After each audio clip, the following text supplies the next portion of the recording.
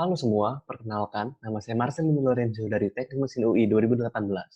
Nah, hari ini saya akan menjelaskan tentang hasil tugas akhir saya mengenai analisis risiko kecelakaan kerja di bandar udara.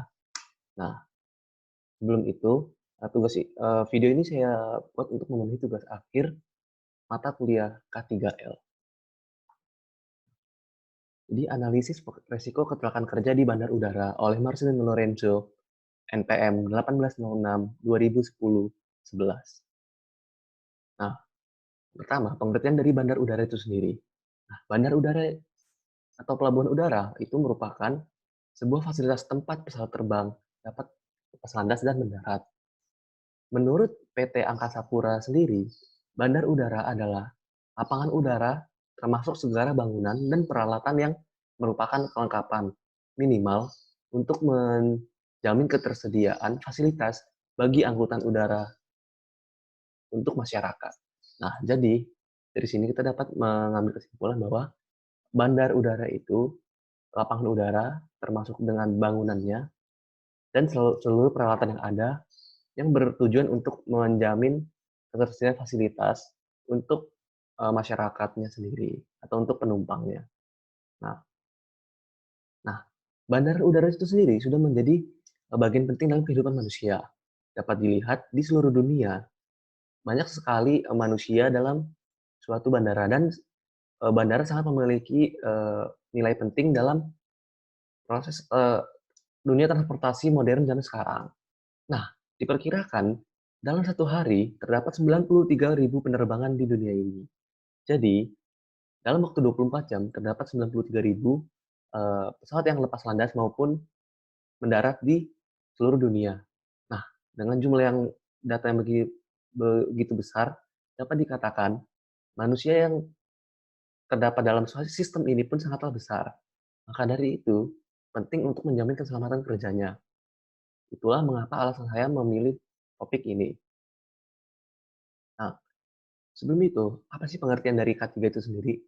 Nah, menurut OHSAS 18.001 tahun 2007, keselamatan dan kesehatan kerja atau K3 itu sendiri adalah semua kondisi dan faktor yang dapat berdampak pada keselamatan dan kesehatan kerja, tenaga kerja maupun orang lain, seperti kontraktor, pemasok, pengunjung, tamu, di tempat kerja itu sendiri.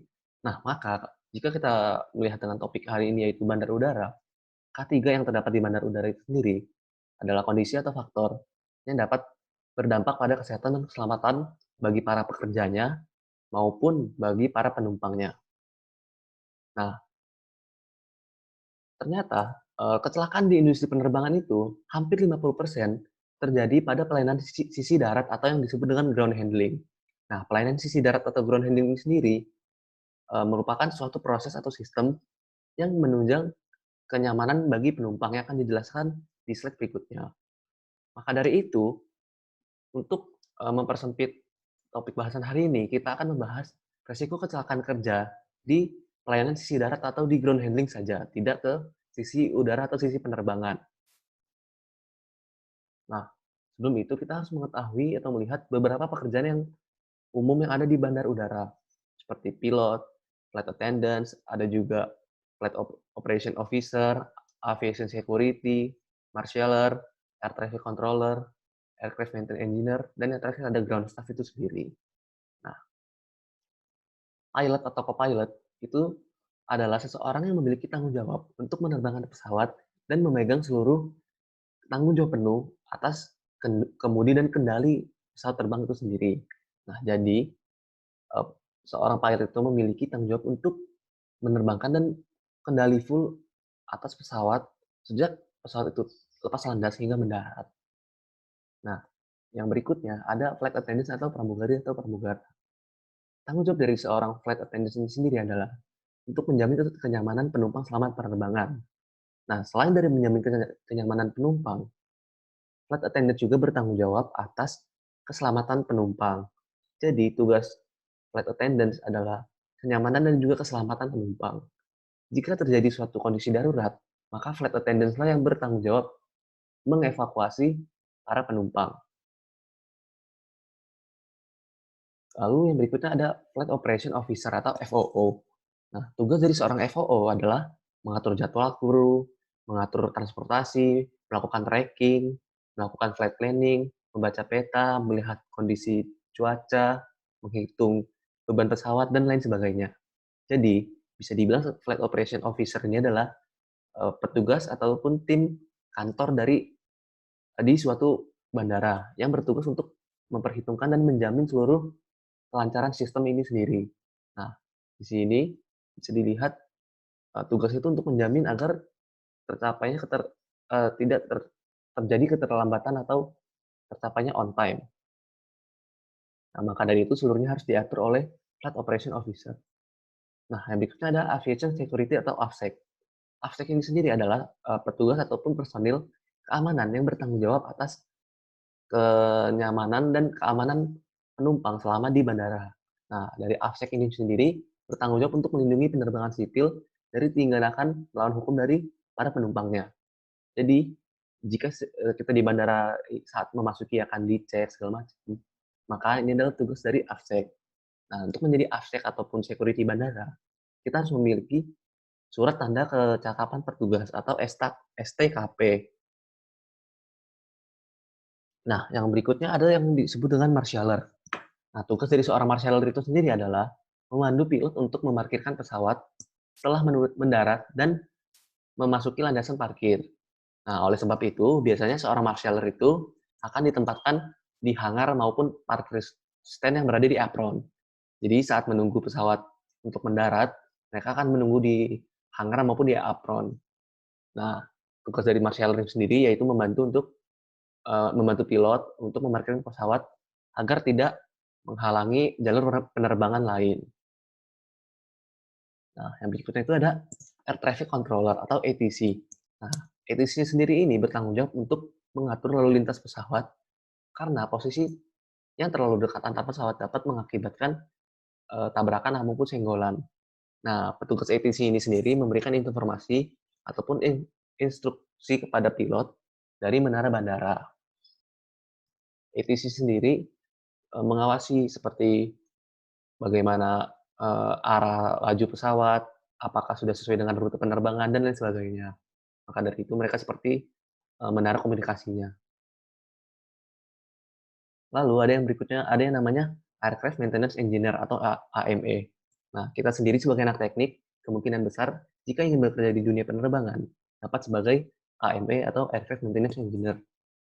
Nah, AME ini sendiri bertanggung jawab untuk memberikan penilaian dan melakukan maintenance rutin. Seperti layak terbang atau tidak sebuah pesawat, itu bergantung dari seorang AME. Nah, seorang AME itu juga bekerja berdasarkan dokumen-dokumen resmi seperti approve manual. Nah, kemudian setiap ada perbaikan ataupun perubahan, AME itu wajib untuk mencatat semua pekerjaan yang dilakukan itu di dalam aircraft maintenance logbook. Sehingga jika suatu saat terjadi kerusakan ataupun kecelakaan, kita dapat melihat kira-kira apa saja yang sudah diperbaiki dan apa yang dapat menjadi penyebabnya. Nah, layak tidaknya sebuah pesawat untuk terbang itu ditentukan oleh aircraft maintenance engineer sendiri. Jadi setiap saat sebelum pesawat terbang, AME itu akan memberikan laporan apakah pesawat itu layak terbang atau tidak. Jika AME menyatakan pesawat tidak layak terbang, maka pilot tidak dapat menerbangkan pesawat tersebut dan harus mengganti dengan pesawat lain. Nah, yang terakhir ada yang namanya ground staff. Ground staff sendiri mencakup banyak sekali pekerjaan seperti uh, petugas check-in counter dan lain sebagainya. Nah, ground staff itu sendiri bertanggung jawab untuk memberikan pelayanan kepada customer pengguna jasa, baik saat sebelum penerbangan maupun sesudah penerbangan. Diharapkan penumpang penumpang dapat merasakan nyaman dan penumpang memiliki rasa kepuasan terhadap bandara itu sendiri. Nah, itulah tugas atau tanggung jawab utama dari ground staff. Nah, contoh-contoh dari ground staff itu saat check-in counter, lalu juga saat loading dan unloading bagasi, termasuk juga penjualan tiket. Nah, jika kita pergi ke luar negeri dan tiba di negara tujuan, kita akan melewati imigrasi. Nah, imigrasi juga termasuk dengan ground staff.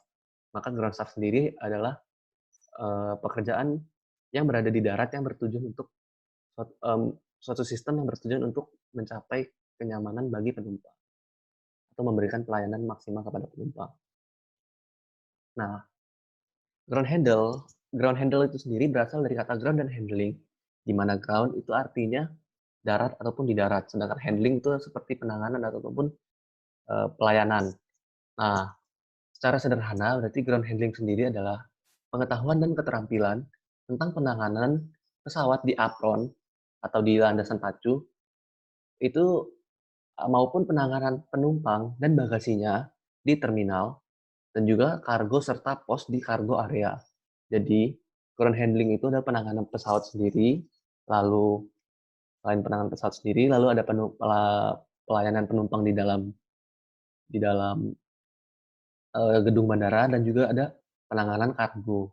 Nah, di sini ada beberapa contoh-contoh kegiatan yang bisa dilakukan ataupun ground handling seperti tow truck, ada juga electric lamp mengatur kelistrikan, ada galley service, ada baggage handling atau yang uh, gerobak bagasi, lalu ada uh, tangki pengisian bahan bakar, kontainer makanan dan lain sebagainya. Inilah contoh-contoh dari ground handling.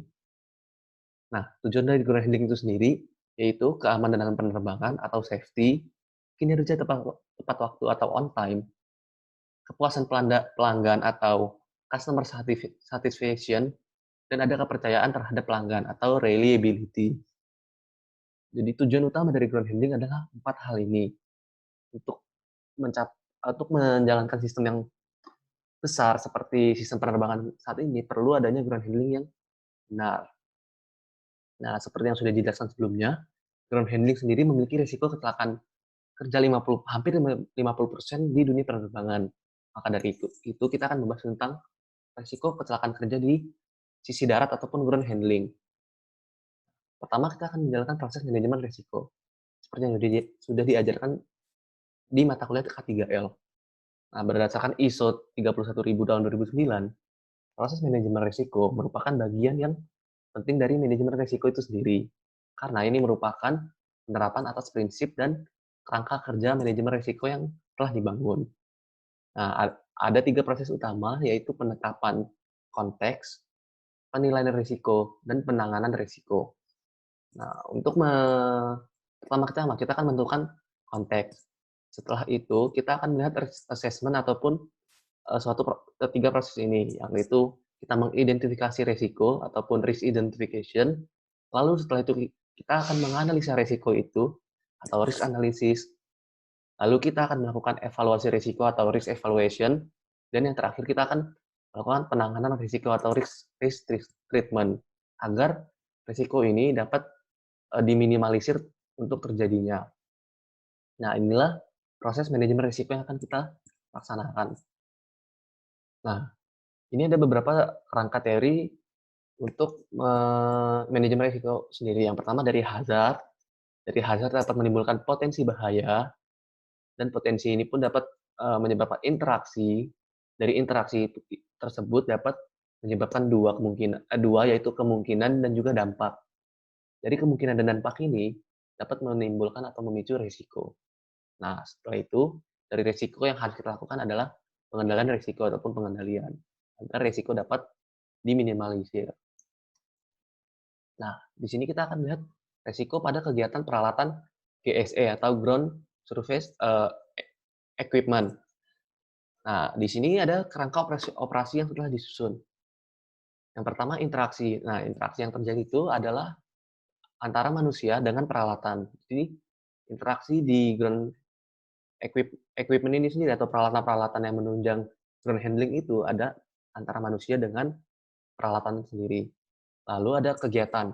Nah, untuk kegiatan ini kita bagi menjadi 3 poin yang akan kita analisis di depan di slide berikutnya, yaitu saat kegiatan menuju pesawat, saat kegiatan operasional, dan yang terakhir saat meninggalkan pesawat.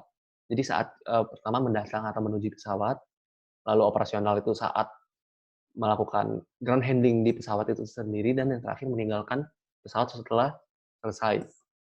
Nah, dari sini kita akan melakukan evaluasi risiko seperti kemungkinan terjadi dan akibatnya.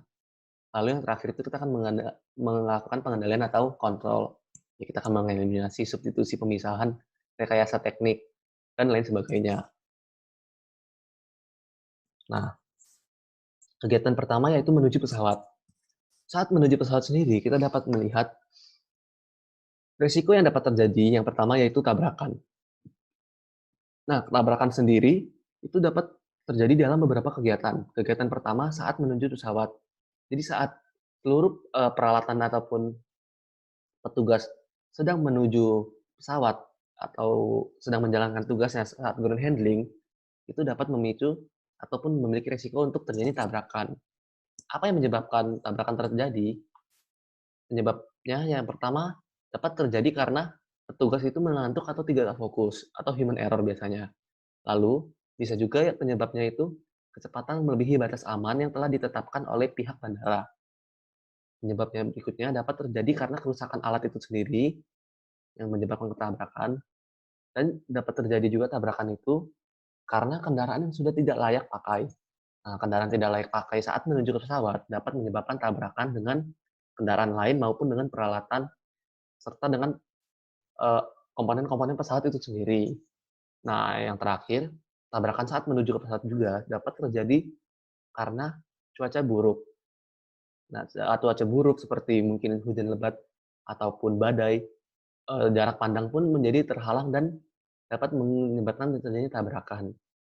Nah, tabrakan juga dapat terjadi saat kita memasang tow bar. Tow bar sendiri akan dijelaskan di slide berikutnya. Nah, tow bar ini seperti, eee, pipa penyambung antara mesin alat pendorong pesawat ini dengan pesawat itu sendiri.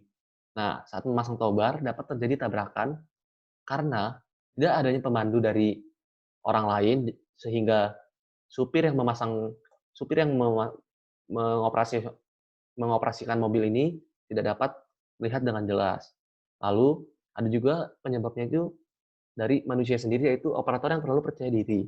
Nah, terkadang manusia terlalu percaya diri dengan dirinya sendiri karena sudah sering memasang tow bar, mungkin merasa yakin sehingga tidak dilakukan maintenance ataupun pengecekan lagi. Nah, di gambar ini dapat dilihat inilah yang disebut dengan tow bar. Nah, tow bar biasanya disambungkan antara mesin pendorong mobil pendorong pesawat dan juga, sisi roda pesawat sendiri. Nah, resiko kedua yang dapat terjadi saat menuju pesawat itu, yang kedua dapat terjadi gangguan otot. Nah, saat kita mengangkat dan memasang tow bar ini sendiri, itu kita dapat mengalami resiko gangguan otot. Penyebab dari gangguan otot ini sendiri adalah mengangkat alat ini sendiri, karena dapat dilihat alat ini cukup berat sehingga perlu diangkat, oleh beberapa orang. Lebih baik, diangkat bersama-sama, jangan diangkat sendiri. Nah, yang kedua juga penyebab kita dapat mengalami gangguan otot itu karena cara kerja dari petugas yang tidak ergonomik. Berikutnya, ada saat menuju ke pesawat juga ada, resiko yang dapat terjadi yaitu gangguan pendengaran kita. Mengapa kita dapat terjadi gangguan pendengaran?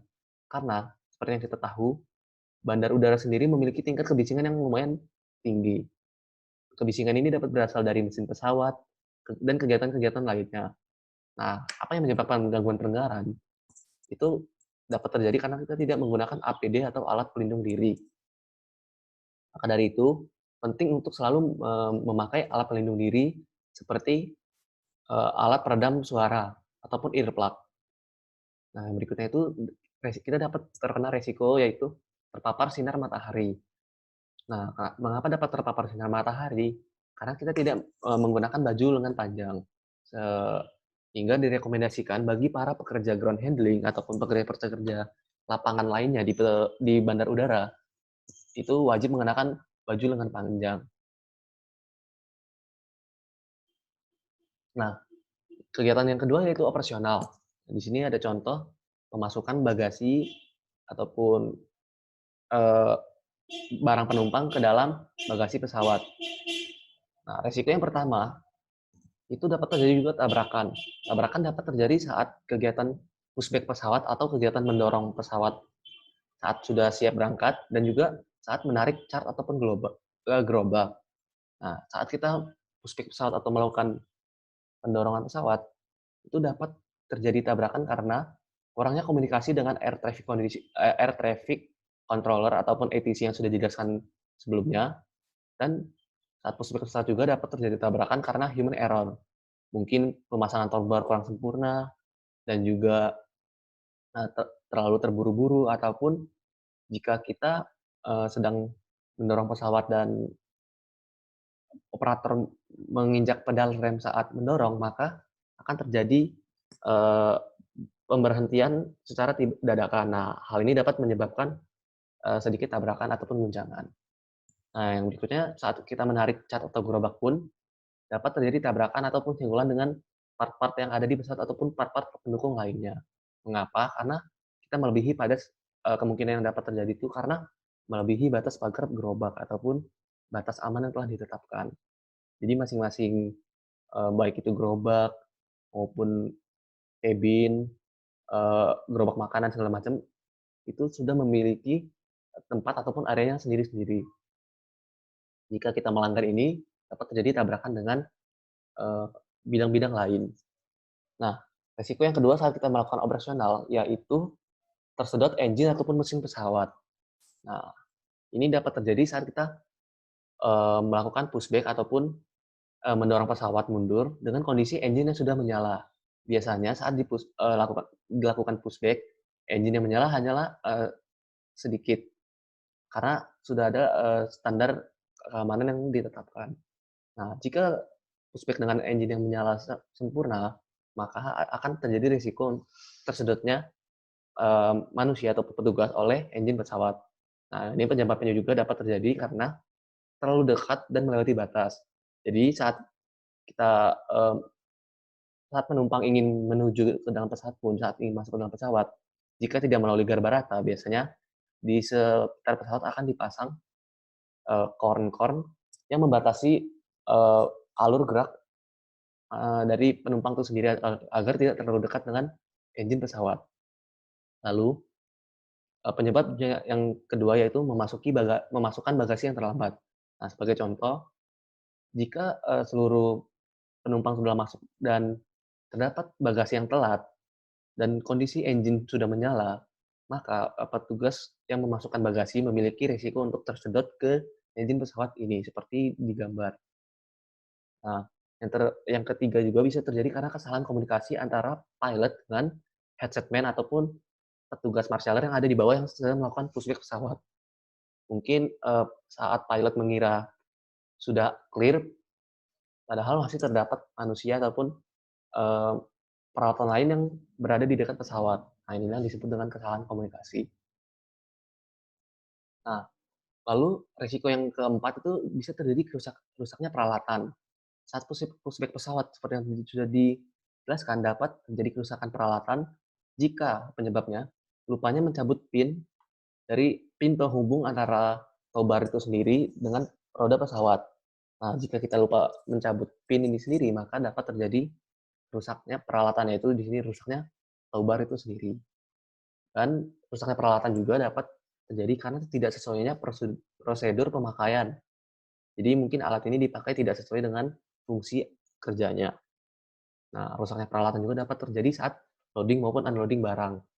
Nah, rusaknya peralatan itu seperti, rusaknya pagar dari gerobak seperti gerobak makanan, gerobak bagasi, dan lain sebagainya. Ini dapat terjadi karena kita membanting pagar gerobak, sehingga pagar menjadi rusak. Nah, resiko yang ketiga saat operasional itu resiko yang berikutnya saat terjadi, saat kegiatan operasional yaitu terlindas. Saat pushback pesawat, terdapat risiko untuk terlindas. Penyebab dapat terjadinya terlindas adalah kita berada terlalu dekat di jalur pesawat dan juga roda pesawat, dan kita tidak adanya pengawasan dari headset man dan juga petugas, yang mendorong pesawat mundur. Nah, lalu berikutnya saat, kita mengoperasikan peralatan, dapat juga, terjadi gangguan otot seperti sebelumnya. Gangguan otot ini dapat terjadi juga karena kita tidak bekerja secara ergonomik dan kita juga tidak meminta bantuan untuk melakukan pekerjaan-pekerjaan berat. Nah, resiko berikutnya itu dapat, rusaknya pesawat udara. Jika tadi rusaknya peralatan, sekarang yang rusak adalah bagian dari pesawat udara itu sendiri. Biasanya ini terjadi saat kegiatan loading pesawat udara. Nah, penyebab dari rusaknya pesawat itu seperti barang penumpang yang tertutup oleh mesin. Nah, jadi misalnya kita membawa barang-barang kecil ataupun barang-barang di saat kita ingin naik pesawat dan barang itu secara tidak sengaja tersedot oleh mesin pesawat, ini dapat mengakibatkan kerusakan pada mesin pesawat. Nah, penyebab yang kedua juga dapat rusak oleh peralatan ground staff yang tersedot oleh mesin. Nah, seperti yang kita tahu sendiri, ground staff itu sendiri memiliki ground equipment yang lumayan banyak untuk menunjang kegiatan ini semua. Nah, peralatan-peralatan ini juga jika diletakkan terlalu dekat dengan pesawat, maka dapat tersedot oleh mesin. Nah, resiko yang berikutnya itu gangguan pendengaran. Ini dapat terjadi saat loading dan unloading pesawat juga. Mengapa dapat terjadi gangguan pendengaran? Karena kita tidak menggunakan APD. Seperti yang sudah dijelaskan sebelumnya juga, kita tidak menggunakan earplug. Dan kondisi sekarang kita sudah dekat dengan pesawat dan kebisingan yang ditimbulkan dari engine pesawat sendiri cukuplah tinggi. Lalu risiko berikutnya dapat terjadinya gangguan pernafasan saat kita melakukan loading ataupun unloading bagasi. Gangguan pernafasan dapat terjadi karena ruang sempit di bagasi pesawat. Jadi saat petugas bagasi sedang memasukkan ataupun mengeluarkan bagasi di dalam bagasi pesawat yang mana kita tahu bagasi pesawat tidak terlalu besar, maka dapat terjadi gangguan pernafasan. Untuk itu, biasanya petugas tidak boleh satu orang yang loading ataupun unloading bagasi, sehingga jika terjadi gangguan pernafasan, eee, ada orang lain yang dapat menolongnya. Nah, lalu yang berikutnya itu adalah gangguan kulit. Kenapa dapat terjadi gangguan kulit? Gangguan kulit ini juga dapat terjadi saat kita melakukan loading ataupun unloading barang seperti bagasi, makanan, ataupun, saat pengisian bahan bakar dan lain sebagainya, dan kita terkena cairan dari pesawat itu sendiri. Nah, seperti yang kita tahu, pesawat memiliki komponen yang sangatlah banyak, hingga ratusan ribu part. Nah, pastinya suatu mesin besar seperti ini memiliki banyak sekali, pelumas-pelumas ataupun cairan yang, berbahaya bagi tubuh kita. Nah, kegiatan yang terakhir yaitu saat meninggalkan pesawat. Resiko kecelakaan kerja saat meninggalkan pesawat yaitu kerusakan peralatan ataupun pesawat. Nah, kegiatan itu saat kita melepaskan pin penghubung antara pesawat dengan tow bar. Nah, mengapa dapat terjadi kerusakan? Karena kemungkinan yaitu bersenggolan dengan pesawat lain yang sudah mengantri parkir. Jadi saat kita belum saat ground staff belum sepenuhnya melepaskan pin, tapi sudah ada pesawat lain yang mengantri untuk parkir sehingga dapat terjadi senggolan, di sayap-sayap pesawat ataupun bagian lainnya. Nah, kerusakan juga dapat terjadi karena kru secara tidak sengaja menginjak rem. Seperti yang sudah dijelaskan sebelumnya, jika saat pesawat dan mobil pendorong sedang bergerak mundur, lalu mobil melakukan pengereman, maka, alat tow bar dapat, rusak, itu salah satu contohnya. Lalu resiko juga kita dapat mengalami kebutaan saat melakukan pushback pesawat. Mengapa? Karena kita tidak menggunakan APD atau alat pelindung diri, yaitu Google atau kacamata pelindung. Nah, kenapa dapat terjadi kebutaan? Seperti yang kita tahu, saat pesawat melakukan pushback atau mundur dengan kondisi engine sudah menyala, maka, banyak barang-barang di sekitar yang dapat ikut tersedot dan juga, terpental ke arah kita ataupun ke arah mobil pendorong pushback. Nah, maka dari itu, sangat direkomendasikan untuk menggunakan kacamata pelindung ataupun goggles agar agar tidak terkena lemparan batu-batu kecil dan lain sebagainya. Lalu resiko yang ketiga, itu saat kita meninggalkan pesawat juga, kita dapat terpapar kebisingan. Nah, ini pun saat pesawat sudah mulai jalan di runway atau landasan pacu dan petugas sudah meninggalkan pesawat, itu mesin akan dihidupkan. Nah, mesin yang sudah hidup ini memiliki tingkat kebisingan yang sangatlah tinggi. Maka dari itu, kita harus selalu menggunakan APD. Karena kita dapat terpapar kebisingan jika tidak menggunakan APD ataupun kita tidak menggunakan earplug. Maka dari itu earplug harus selalu digunakan.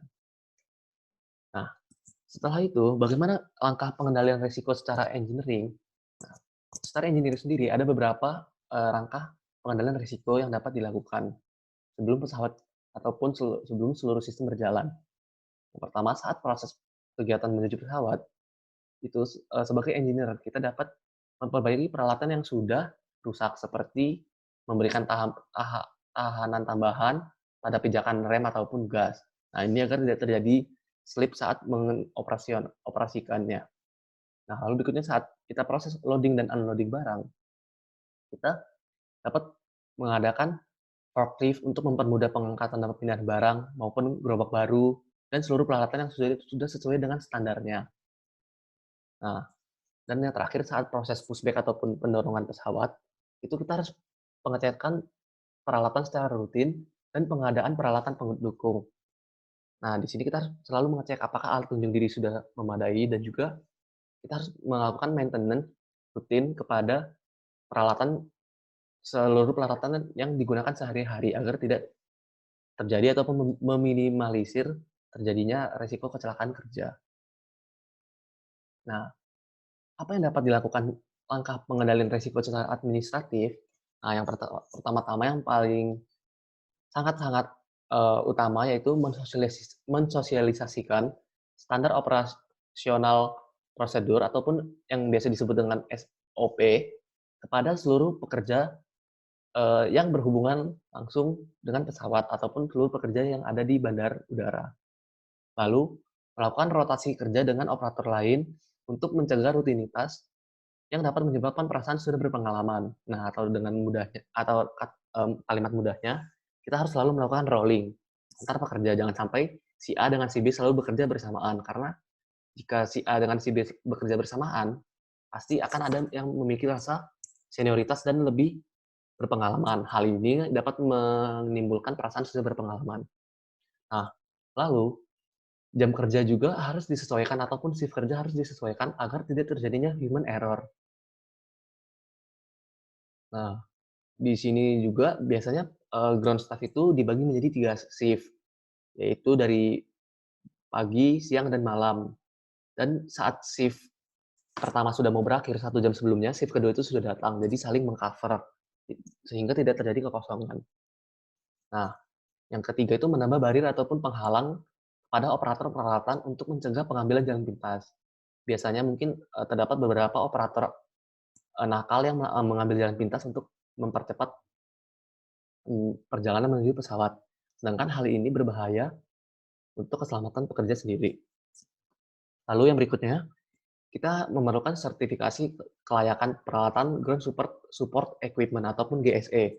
Nah, jadi untuk seluruh peralatan yang digunakan di ground handling ini, ada baiknya selalu memiliki sertifikasi seperti apakah masih layak pakai atau tidak, dan lain sebagainya. Dan yang tidak kalah penting adalah pelatihan kepada petugas ground handling. Nah, untuk seluruh operator penting untuk melakukan pelatihan terlebih dahulu sebelum bekerja secara langsung di bandara.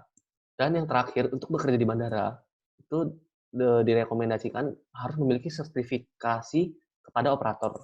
Nah, untungnya syarat-syarat ini semua sudah dilakukan oleh pihak bandara, sehingga untuk bekerja di ground handle itu harus memiliki sertifikasi dan melewati pelatihan terlebih dahulu. Nah, apa sih pentingnya alat pelindung diri? Alat pelindung diri itu memiliki banyak manfaat seperti safety shoes itu dapat menghindari kita dari terjadinya terpeleset ataupun tertimpa barang maupun terlindas peralatan-peralatan lainnya. Nah, lalu sarung tangan sendiri dapat berguna untuk mencegah terpaparnya infeksi. Lalu jas anti air untuk menghindari tumpahan limbah, mungkin limbah-limbah dari pesawat maupun bahan berbahaya lainnya. Lalu menggunakan kacamata itu untuk menghindari mata dari sinar UV agar tidak silau dan juga melindungi mata dari percikan-percikan yang sudah dijelaskan sebelumnya. Lalu ada menggunakan earplug itu untuk melindungi diri dari gangguan pendengaran ataupun paparan kebisingan. Lalu ada menggunakan pakaian yang menutupi seluruh tubuh dan juga ada mengenakan masker untuk menghindari terinfeksi bahan berbahaya. Nah, biasanya terdapat juga seperti bahan bakar pesawat dan limbah-limbah pesawat itu pasti memiliki bau yang sangat menyengat. Maka dari itu penting untuk menggunakan masker agar tidak terinfeksi dari bahan berbahaya ataupun bahan berbau. Nah, setelah itu saya melakukan setelah menganalisa resiko, saya melakukan risk assessment ataupun, eee, nah jadi di sini risk assessment dapat dilihat saat mendekati pesawat, itu risiko yang dapat terjadi tabrakan, gangguan otot, gangguan pendengaran, dan terpapar sinar matahari. Saya melihat dari likelihood of occurrence atau kemungkinan terjadinya, dan juga impact to activities-nya, ataupun, eee, im impact ataupun sebab kepada aktivitasnya. Nah, jika terjadi tabrakan, kemungkinan itu sebenarnya, kecil terjadinya, karena mungkin standar operasional prosedur yang ada di bandara itu sudah cukup bagus dan cukup K3-nya pun sudah cukup ketat. Nah, tapi tidak menutup kemungkinan untuk terjadi. Nah, tapi jika terjadi tabrakan, itu impact to activity-nya sangatlah besar. Maka dari itu, kita golongkan, resiko ini masuk ke dalam resiko yang digolongkan medium ataupun medium risk. Gangguan otot itu mungkin sering terjadi ataupun medium lah, sering terjadi. Nah, tetapi impact to activities-nya low, maka, kita kategorikan risk ini sebagai low risk. Lalu ada gangguan pendengaran yang low juga, sehingga impact to activities-nya low juga, sehingga low risk. Terpapar sinar matahari juga kemungkinannya kecil, karena sudah menggunakan APD lengkap, dan impact to activities-nya pun kecil. Maka dari itu kita golongkan sebagai low risk. Begitu juga saat risk assessment saat operasional. Kita dapat lihat seperti tabrakan, kemungkinannya kecil, tapi besar pada impact-nya. Tersedot engine pesawat, itu kemungkinan sebenarnya kecil, tapi kalau sampai ini terjadi, impact to activities-nya sangatlah besar. Rusaknya peralatan juga, mungkin ini sering terjadi, dan impact-nya pun lumayan besar. Terlindas mungkin sangatlah kecil, dan impact-nya pun sangatlah kecil. Tapi ini jika yang terlindas adalah peralatan. Kalau yang terlindas adalah manusia, mungkin impact to activities-nya dapat, mmm, mempengaruhi jadwal penerbangan. Nah, gangguan otot juga mungkin sering terjadi, impact to activities-nya kecil. Rusaknya pesawat udara itu jarang sebetulnya, karena pasti sudah dilakukan maintenance rutin sebelum terbang, tapi impact-nya sangatlah besar. Gangguan kulit pun jarang terjadi, gangguan pendengaran juga kemungkinannya kecil, tapi dampaknya kecil, dan gangguan pernafasan itu, kemungkinannya sebenarnya kecil, tapi impact to activities-nya sangatlah besar, karena pernafasan dapat menyebabkan kematian. Maka dari sini kita dapat mengkategorikan resiko itu seperti medium risk ataupun low risk ataupun high risk. Nah, begitu pula dengan, eee, risk assessment saat meninggalkan pesawat, kita kategorikan dari kemungkinan terjadinya dan juga, impact kepada aktivitasnya. Lalu kita dapat mengkategorikan, resiko ini masuk resiko yang kecil, resiko besar, ataupun resiko yang sedang.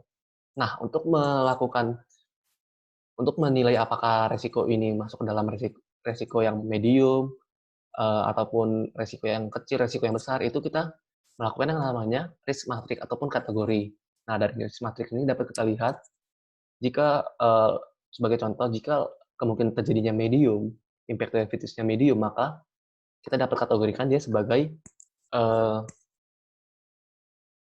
sebagai kategori risk yang medium dan lain sebagainya. Inilah tabel yang saya gunakan untuk menilai apakah resiko itu termasuk dari, resiko yang besar ataupun resiko yang kecil. Nah, kesimpulan dapat saya ambil, banyak banyak pekerjaan yang berlangsung di bandara, sehingga potensi kecelakaan kerjanya itu cukup tinggi. Nah, maka dari itu, penerapan K3L di bandara harus menjadi perhatian utama, dan tidak boleh melanggar, keselamatan kerja maupun SOP yang sudah berlaku. Nah terus menurut hasil identifikasi dan evaluasi dari resiko pengendalian yang dapat dijalankan itu, untuk mengurangi resiko terjadinya kecelakaan kerja, yaitu secara engineering, kita dapat memperbaiki dan melakukan maintenance rutin kepada peralatan. Secara administratif, kita harus selalu mensosialisasikan SPO dan rotasi serta shift kerja yang dari para operator itu sendiri. Nah, dari APD sendiri, kita harus selalu pengadaan APD, dan harus dicek apakah APD masih layak pakai atau tidak. Dan APD itu wajib dipakai sesuai dengan kebutuhan, seperti, misalnya petugas, pembersih limbah pesawat wajib menggunakan masker, petugas bahan bakar wajib menggunakan sarung tangan, petugas puspek wajib menggunakan gugas atau kacamata pelindung, dan lain sebagainya. Nah, Dari pelatihan sendiri, itu kita wajib untuk dari pihak bandara wajib selalu memberikan pelatihan kepada operator sebelum menjalankan, tugas di lapangan secara langsung. Nah, itu kesimpulan yang dapat saya ambil dan, sekian, presentasi saya hari ini. Terima kasih atas waktunya dan terima kasih yang sudah mau menonton. Mohon maaf bila terdapat kesalahan kata dan, eee, selamat siang. Terima kasih.